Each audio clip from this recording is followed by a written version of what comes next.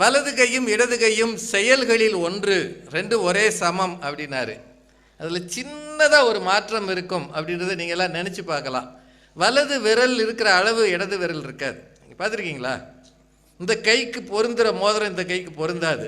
ஒன்று பெருசு லூஸாக இருக்கும் அல்லது ஃபிட் ஆகாது. நீங்கள் கண்ணாடி செக் பண்ண பார்த்துருக்கீங்களா?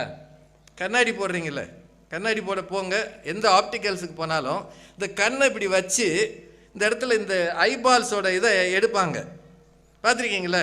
வலது கண்ணுக்கு எடுத்துட்டா நம்ம என்ன சொல்கிறோம், ரெண்டு கண்ணு ஒரே பார்வை தான் பார்க்குதுன்னு சொல்லலாம்ல. நான் வலது கண்ணுக்கு எடுத்து அப்படியே வைக்க மாட்டான், இடது கண்ணுக்கு எடுப்பான். காரணம் இதனோட பொசிஷனிங் வேறு வேறு, ரெண்டு ஒரே மாதிரி இருக்கு. இந்த இருக்கு கையின் நீளம் காலின் நீளம் கூட சில மில்லி மீட்டர்கள் மாறுகிறதா. நீங்கள் யோசிச்சுக்கோங்க, மறந்துடாதீங்க. இது உடம்பு முழுக்கவே ஒரே அளவு அல்ல. இது உடற்கூறு ஆய்வில் இது சொல்கிறாங்க. ஹைட்டில் இருந்து எல்லாமே மில்லி மீட்டர், அது கண்ணுக்கு தெரியாதது. எல்லா வகையிலையுமே வலது இடதுன்றதுல ஏதாவது ஒன்று சின்னதாக மாற்றம் இருக்கும். இந்த சின்ன மாற்றம் என்ன அப்படின்னு பார்க்கறதுக்கு தான் இந்த செய்தியை நீங்கள் பார்க்கணும்லங்க. இல்லாட்டி பெண்கள்